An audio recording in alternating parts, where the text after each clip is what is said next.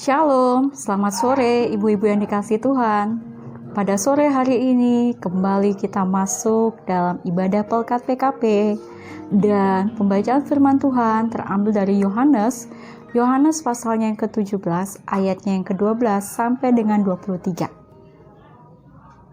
Sudahkah dibuka Alkitabnya? Apabila sudah, mari kita mempersiapkan hati dan pikiran kita masuk dalam doa. Mari kita berdoa. Tuhan Allah Bapa di sorga, kami naikkan syukur kehadirat-Mu yang kudus, di mana hari ini Bapa, dalam kasih kuasa-Mu Bapa, kami boleh bersama-sama duduk mengambil bagian dalam ibadah persekutuan Pelkat PKP. Tuhan, berkati kami, urapilah kami, kuasalah kami dengan kuasa Roh Kudus-Mu di saat kami boleh membaca serta merenungkannya, agar kami dimampukan untuk dapat mewujud nyatakan kehendak-Mu dalam ruang kehidupan kami, selaku Pelkat PKP yang senantiasa bergerak untuk memuji dan memuliakan nama-Mu. Dalam nama Tuhan Yesus Kristus, amin. Baik, ibu-ibu yang dikasihi Tuhan, pada sore hari ini, judul renungan kita diberikan judul Gereja Diutus di Dalam Dunia. Gereja diutus di dalam dunia. Pembacaan Yohanes pasal 17 ayat yang ke-12 sampai dengan 23 mau menceritakan kepada kita, selama aku bersama mereka, aku memelihara mereka dalam nama-Mu, yaitu nama-Mu yang telah Engkau berikan kepadaku. Aku telah menjaga mereka, dan tidak ada seorang pun dari antara mereka yang binasa, selain daripada dia yang telah ditentukan untuk binasa, supaya genaplah yang tertulis dalam kitab suci. Tetapi sekarang aku datang kepadamu dan aku mengatakan semuanya ini sementara aku masih di dalam dunia, supaya penuhlah sukacitaku di dalam diri mereka. Aku telah memberikan firman-Mu kepada mereka, dan dunia membenci mereka, karena mereka bukan dari dunia, sama seperti aku bukan dari dunia. Baik, ibu-ibu yang dikasihi Tuhan, saya baca firman Tuhan dari ayat yang ke-12 sampai dengan ayatnya yang ke-14. Dari ketiga ayat ini ingin menceritakan kepada kita bahwa ini merupakan salah satu bentuk perjalanan Yesus bersama para muridnya.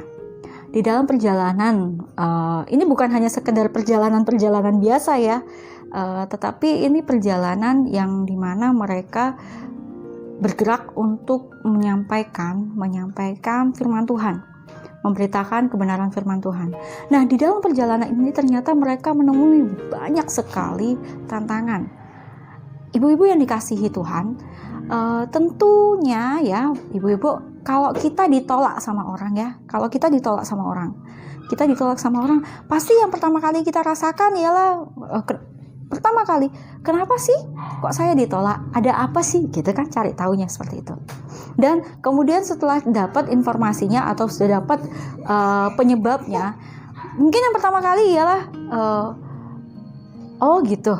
Responnya seperti itu. Oh itu. Dan kemudian diikuti dengan rasa sakit hati. Mungkin. Dan dari sakit hati itu mulai deh bikin kelompok ataupun menceritakan rasa sakit hatinya itu kepada rekannya. Harapannya dengan apa yang diceritakan itu orang tersebut yang mendengarnya kemudian empati dan kemudian ikut ambil bagian dari kita ataupun orang yang awalnya menceritakan itu untuk membenci seorang itu ya, menolak kita. Mungkin seperti itu ya. Mungkin. Tetapi dalam pemberitaan firman Tuhan ini dikatakan bahwa di dalam sini ayat 14, aku telah memberikan firman-Mu kepada mereka, dan dunia membenci mereka, karena mereka bukan dari dunia, sama seperti aku bukan dari dunia. Di dalam firman Tuhan ini mengajarkan kepada kita bahwa kebencian, penolakan ya, yang mungkin kita terima ya, dalam memberitakan kebenaran firman Tuhan, jangan jadikan itu sebagai bentuk di mana, atau jangan jadikan itu alasan buat kita untuk membenci orang lain atau melakukan hal yang sama. Jangan. Tetapi firman Tuhan mengajarkan kepada kita saat kita menerima penolakan, saat kita dibenci karena kita mengatakan kebenaran, saat kita menyampaikan sesuatu yang jujur, ya, kita dibenci untuk itu, maka yang harus kita lakukan ialah kita harus mencontoh sikap yang sudah dilakukan oleh Yesus. Apa yang dilakukan oleh Yesus? Yesus menerima itu semua dengan penuh kasih. Apakah dia membenci dunia? Enggak. Tapi justru di dalam situ ia semakin melakukan hal yang apa? Hal yang baik, di mana ia bersikap untuk memaafkan orang yang membenci itu. Tetapi memaafkan bukan berarti kita mengambil bagian ikut-ikutan membenci. Enggak. Tapi bagaimana kita tetap konsisten dengan apa yang telah kita imani, yaitu apa? Memaafkan dan mengasihi. Bukan membenci ataupun menolak. Dan menyampaikan kebenaran dan kejujuran. Itu yang harus kita pegang teguh. Dan tidak boleh goyah. Saat kita dikatakan di dalam firman Tuhan ataupun di dalam judul perenungan kita pada sore hari ini, gereja di dalam dunia, maka kita bisa lihat gereja itu siapa sih? Bangunannya? Enggak ya. Gereja itu kita. Saat kita bicara tentang gereja itu adalah pribadi kita, maka di dalam sini pun kita bisa melihat bahwa pribadi yang mengatakan dirinya sebagai gereja, ia adalah pribadi yang hidup dalam pimpinan Tuhan. Maka saat kita hidup dalam kasih dan pimpinan Tuhan, kita harus melakukan hal yang berbeda dari dunia ini. Berbeda dari dunia ini bukan berarti bertolak belakang, tidak, tetapi saat dunia menawarkan hal-hal yang negatif, yang ingin menjatuhkan kita, yang ingin membawa kita terperosok lebih dalam di dalam dosa, maka kita sebagai seorang yang mengatakan diri sebagai gereja, kita harus memberikan hidup kita dipimpin oleh Tuhan dan menolak itu semua, dan kita tidak ambil bagian atau turut ambil bagian dalam hal-hal yang negatif itu tadi.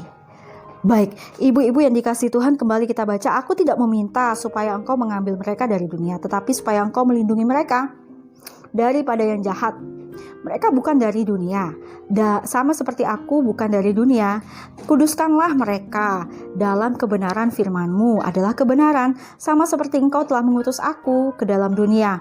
Demikian pula aku telah mengutus mereka ke dalam dunia, dan aku menguduskan diriku bagi mereka, supaya mereka pun dikuduskan dalam kebenaran. Dan bukan untuk mereka ini saja aku berdoa, tetapi juga untuk orang-orang yang percaya kepadaku oleh pemberitaan mereka, supaya mereka semua menjadi satu, sama seperti engkau ya Bapa di dalam aku dan aku di dalam engkau, agar mereka juga di dalam kita, supaya dunia percaya bahwa engkaulah yang telah mengutus aku, dan aku telah memberikan kepada mereka kemuliaan yang engkau berikan kepadaku, supaya mereka menjadi satu, sama seperti kita adalah satu, aku di dalam mereka dan engkau di dalam aku, supaya mereka sempurna menjadi satu, agar dunia tahu bahwa engkau yang telah mengutus aku, dan bahwa engkau mengasihi mereka sama seperti engkau mengasihi aku. Ibu-ibu yang dikasihi Tuhan, di saat kita membaca firman Tuhan ini ada sebuah kalimat yang boleh mengajak kita bersama-sama. Di sini bukan hanya sekedar kita memiliki sikap yang kuat dan teguh, yaitu mengikuti perintah Tuhan saja, tetapi di dalam sini juga kita bisa melihat bahwa kita yang hadir atau kita yang mengambil bagian dalam persekutuan Pelkat PKP ini adalah tiap pribadi yang telah diurapi Tuhan, yang telah diutus oleh Tuhan untuk memberitakan kebenarannya. Nah, saat kita memberitakan kebenaran firman Tuhan, di dalam sini kita bisa melihat bahwa kita yang telah menerima kebenaran firman Tuhan, yang telah mendengar akan kasih-Nya, saat kita melihat bahwa ada perilaku-perilaku yang bertolak belakang dari kehendak Tuhan, kita tidak boleh menjauhi mereka, tetapi kita merangkul mereka dan juga bukan berarti kita sikap menggurui mereka, tidak, tetapi dengan penuh kasih kita menampakkan sikap yang tegas, sikap yang dimana mau untuk memberikan contoh yang baik gitu. Baik, selain itu juga di dalam firman Tuhan ini, selain kita berbicara tentang kita adalah pribadi yang diutus, di sini kita juga boleh melihat bahwa kita adalah pribadi-pribadi yang telah dikuduskan Tuhan. Di mana kehidupan kita bukan kehidupan milik kita sendiri. Kita adalah pribadi yang telah ditebus. Maka kehidupan kita satu bersama-sama dengan Allah. Hidup suci dan kudus merupakan panggilan yang Tuhan inginkan bagi kita untuk terus memberitakan kebenaran firman-Nya dalam ruang kehidupan kita ini. Sebagai ibu-ibu yang terkasih, di mana kita boleh hidup bersama anak-anak kita senantiasa ya, kita harus mampu memberikan contoh yang baik kepada mereka dan menampakkan kasih dan damai sukacita dalam ruang kehidupan kita senantiasa. Selamat berproses ibu-ibu yang dikasihi Tuhan. Tuhan Yesus memberkati. Ambil saat teduh sejenak. Amin.